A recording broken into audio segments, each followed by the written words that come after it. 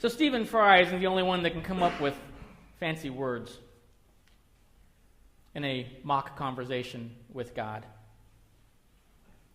As I read his words, I kind of thought to myself, that surprises me. Probably wouldn't surprise God. I wonder what God might say in response to Stephen Fry. I only partially understand God. This is not what God would say. This is, however, what Lauren thinks God might say. When he finishes his tirade by saying something about, we have to spend our life on our knees thanking you, what kind of God would do that? Perhaps a response might be, bone cancer in children?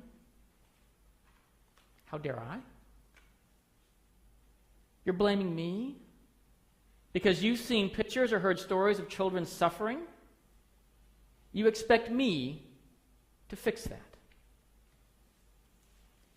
Don't you get it? I already fixed it.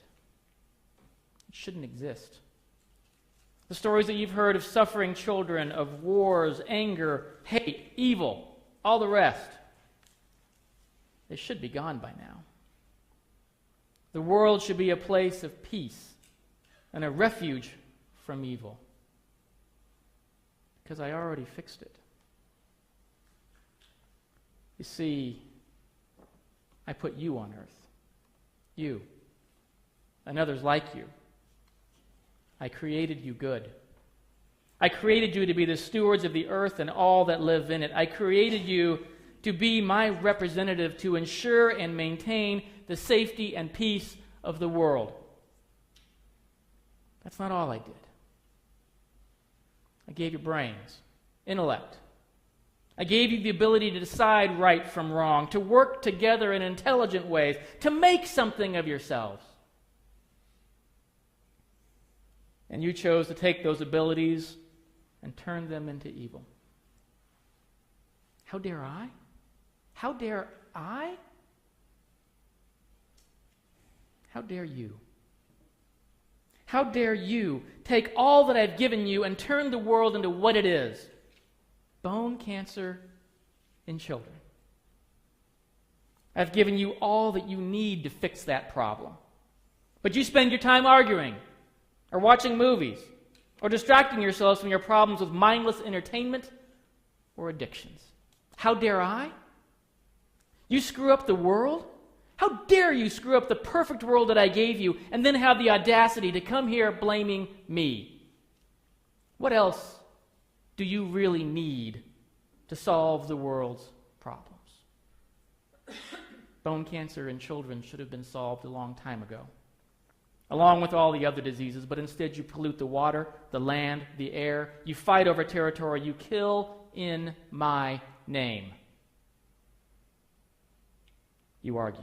You debate. You sin. You find reasons to turn away from me and turn toward evil. You seek power over truth. You seek money over wisdom. You seek prestige over mercy. How dare I?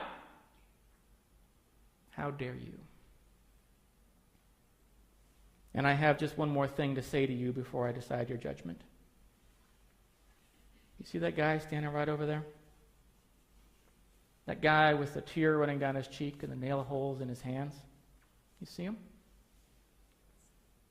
He was always there for you. And he never, ever, ever had any interest in demanding that you spend your life on your knees thanking him. You fool. You weren't put on earth to serve him. He was put there to serve you. And I am in him, and he is in me. You fool. You have it all backwards. You assumed I created this bad world and that you must serve me so that I don't destroy you. But I created a good world that you turned bad. And now I am here to serve you so that you don't destroy yourself. You fool.